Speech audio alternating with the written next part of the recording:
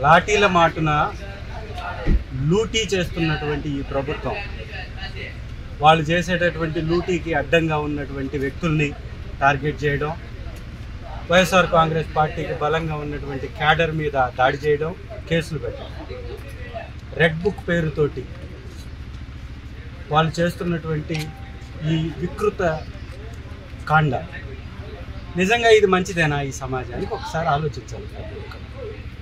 ఈ రాష్ట్రంలో వీళ్ళు అమలు పరుస్తున్నటువంటి రెడ్ బుక్ వలన రేపు తెలుగుదేశం పార్టీ క్యాడర్ కూడా ఇబ్బంది పడే పరిస్థితి రాదా?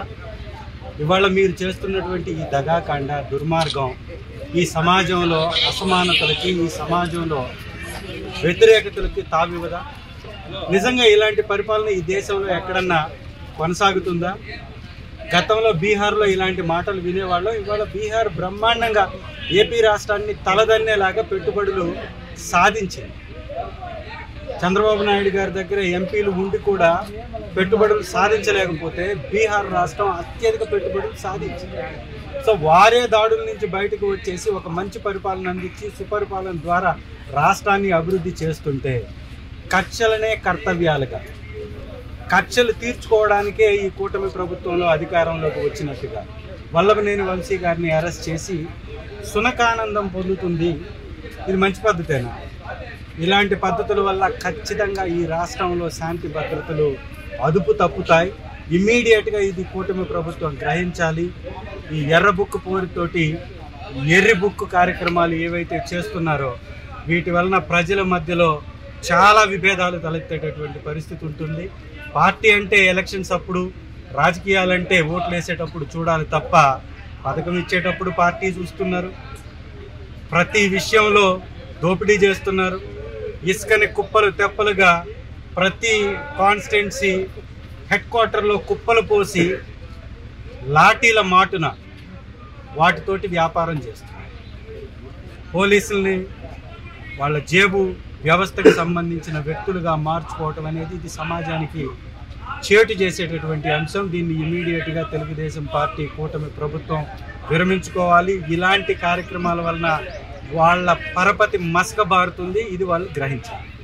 లాఠీల మాటున లూటీ చేస్తున్నటువంటి ఈ ప్రభుత్వం వాళ్ళు చేసేటటువంటి లూటీకి అడ్డంగా ఉన్నటువంటి వ్యక్తుల్ని టార్గెట్ చేయడం, వైఎస్ఆర్ కాంగ్రెస్ పార్టీకి బలంగా ఉన్నటువంటి క్యాడర్ మీద దాడి చేయడం, కేసులు పెట్టడం, రెడ్ బుక్ పేరుతోటి వాళ్ళు చేస్తున్నటువంటి ఈ వికృత కాండ నిజంగా ఇది మంచిదేనా? ఈ సమాజానికి ఒకసారి ఆలోచించాలి. ఈ రాష్ట్రంలో వీళ్ళు అమలు పరుస్తున్నటువంటి రెడ్ బుక్ వలన రేపు తెలుగుదేశం పార్టీ క్యాడర్ కూడా ఇబ్బంది పడే పరిస్థితి రాదా? ఇవాళ మీరు చేస్తున్నటువంటి ఈ దగాకాండ, దుర్మార్గం ఈ సమాజంలో అసమానతలకి, ఈ సమాజంలో వ్యతిరేకతలకి తావివ్వదా? నిజంగా ఇలాంటి పరిపాలన ఈ దేశంలో ఎక్కడన్నా కొనసాగుతుందా? గతంలో బీహార్లో ఇలాంటి మాటలు వినేవాళ్ళం. ఇవాళ బీహార్ బ్రహ్మాండంగా ఏపీ రాష్ట్రాన్ని తలదన్నేలాగా పెట్టుబడులు సాధించింది. చంద్రబాబు నాయుడు గారి దగ్గర ఎంపీలు ఉండి కూడా పెట్టుబడులు సాధించలేకపోతే బీహార్ రాష్ట్రం అత్యధిక పెట్టుబడులు సాధించింది. సో వారే దాడుల నుంచి బయటకు వచ్చేసి ఒక మంచి పరిపాలన అందించి సుపరిపాలన ద్వారా రాష్ట్రాన్ని అభివృద్ధి చేస్తుంటే కక్షలనే కర్తవ్యాలుగా, కక్షలు తీర్చుకోవడానికే ఈ కూటమి ప్రభుత్వంలో అధికారంలోకి వచ్చినట్టుగా వల్లభనేని వంశీ గారిని అరెస్ట్ చేసి సునకానందం పొందుతుంది. ఇది మంచి పద్ధతేనా? ఇలాంటి పద్ధతుల వల్ల ఖచ్చితంగా ఈ రాష్ట్రంలో శాంతి భద్రతలు అదుపు తప్పుతాయి. ఇమ్మీడియట్గా ఇది కూటమి ప్రభుత్వం గ్రహించాలి.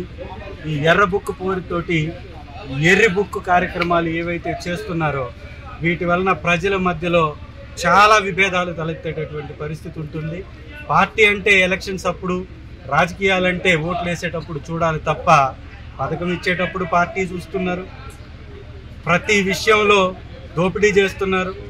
ఇసుకని కుప్పలు తెప్పలుగా ప్రతి కాన్స్టిట్యున్సీ హెడ్ క్వార్టర్లో కుప్పలు పోసి లాఠీల మాటున వాటితోటి వ్యాపారం చేస్తున్నారు. పోలీసుల్ని వాళ్ళ జేబు వ్యవస్థకు సంబంధించిన వ్యక్తులుగా మార్చుకోవటం అనేది ఇది సమాజానికి చేటు చేసేటటువంటి అంశం. దీన్ని ఇమీడియట్గా తెలుగుదేశం పార్టీ కూటమి ప్రభుత్వం విరమించుకోవాలి. ఇలాంటి కార్యక్రమాల వలన వాళ్ళ పరపతి మసక బారుతుంది. ఇది వాళ్ళు గ్రహించాలి.